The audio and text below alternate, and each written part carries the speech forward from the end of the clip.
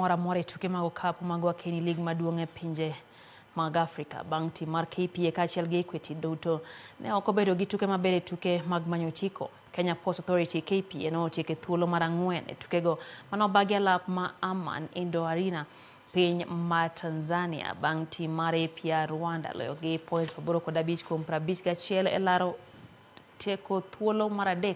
Kumachielo jobengi ma Equity notieko e thuolo mar 5 bang' lo tim mar JKL Dolphins points 59 kuom 56 e laro tuke kata tieko thuolo mar 5.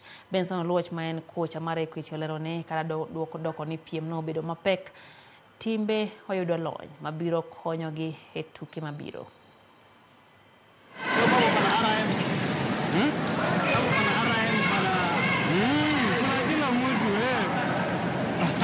The girls have done well.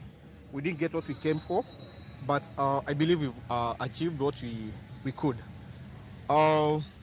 Valuable experience from the tournament, which will come in handy when you go back home.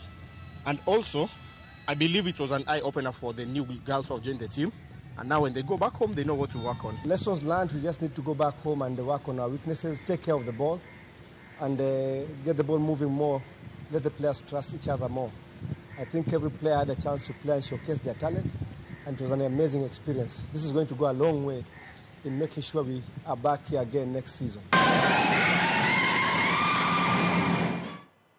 Tuke mag golf